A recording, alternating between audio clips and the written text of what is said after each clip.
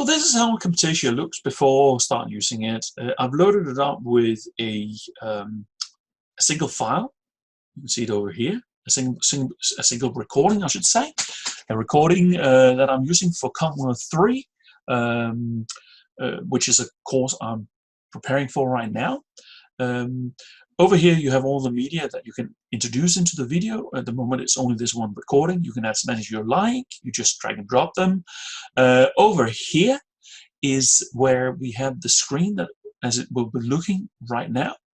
We can zoom in and out up here, so like so and like so. I like to just use fit because yeah, I like that. That's what I normally do, just to fill up the screen.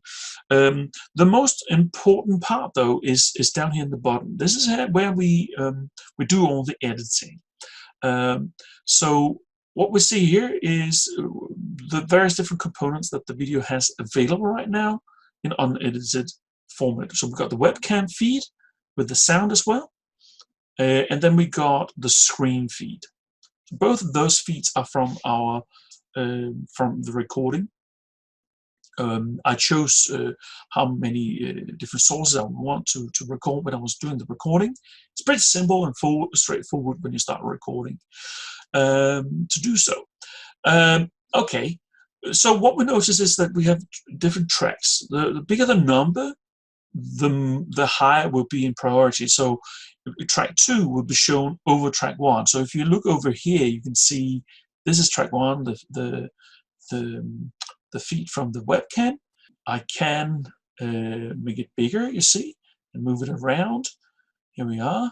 And you see that track 2 is on top of track 1. So a technique that I often use when doing videos is that I use pauses, because they're really easy to find when in the timeline here.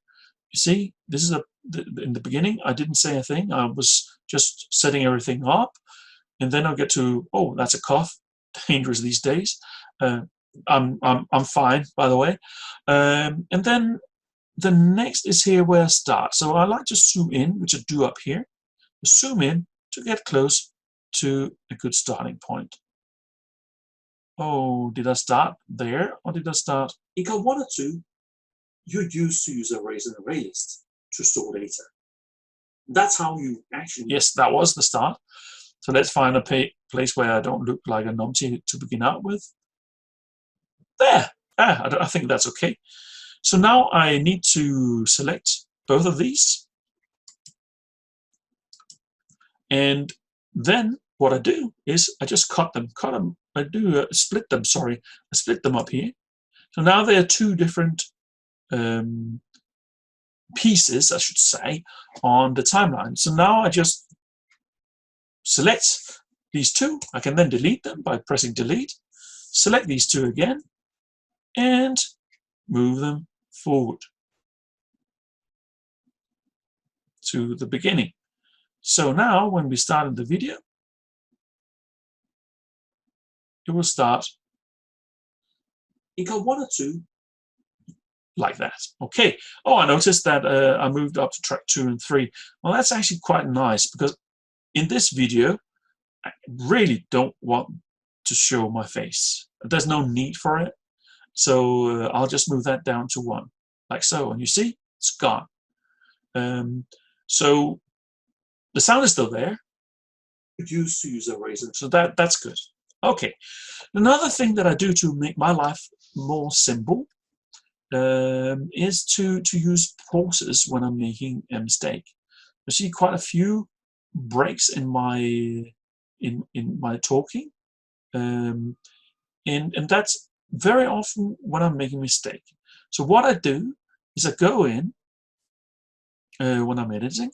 I go in and see storing things. I think that was a mistake. Let me see what this starts out with. Now it's time to introduce the stack. Yeah, that was different than the end. So that doesn't fit together. So I'll just go and see where I start saying that something about the stack. Ways of doing, storing.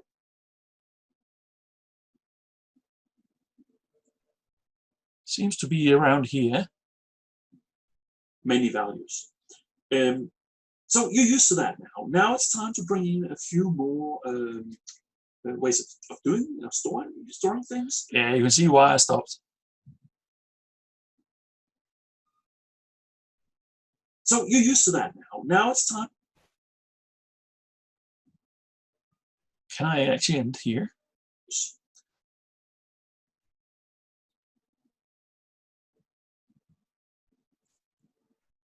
It's always a variable. You'd use an array and arrays to store many data points, many values.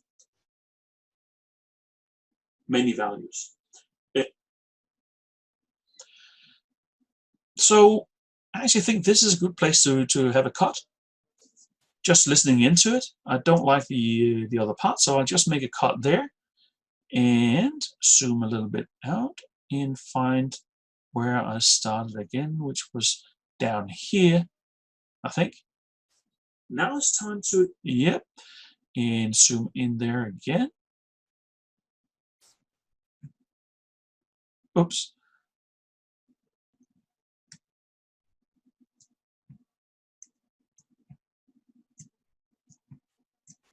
I'm using a Wacom tablet at the moment, and it's the first time I use it, and it's awesome, but I'm getting used to it, so that's why it's a little bit weird.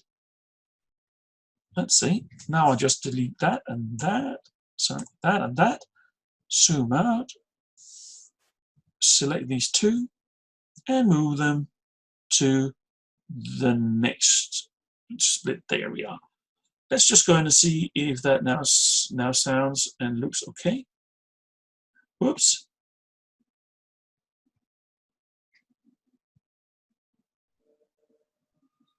There we are. Many data points. Now it's time to introduce the stack, another way of storing. And that looks fine. And that's how I actually go in and edit.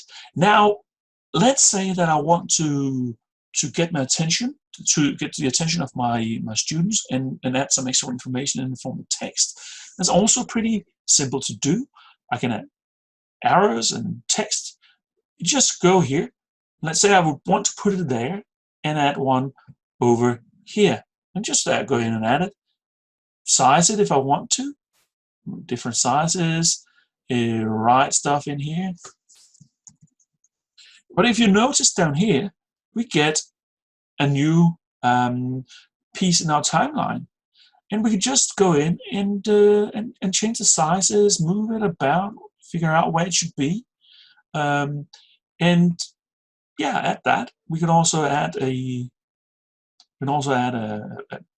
arrow. Let's see, we want to add a green one over here to point at that. And now if you play that, not that it will make sense in the context. Now it's time to introduce the stack, another way of storing. But it turns up wherever you do it. The thing about stack is that it goes away. Actually limiting the way that you can access enough of that data. So another thing that we can do, just to make it a little bit more professional, but this is only something I do ever so often, you can fade. You can use fades. So I can actually add a fade to here, for instance. So if you see what it happens, it will fade in. Introduce the stack. Another way of... And if I want to make it fade out, I just add it to the end as well. I can extend it. I can make it long. So let's extend it here. So it's a very long one. Let's look at how the arrow fades in and out. Another way of storing values. The thing about stack can be useful when doing editing. This is what I actually use for most of my videos. Oh, that's one thing. Sound sometimes can be a little bit too loud, especially with my voice.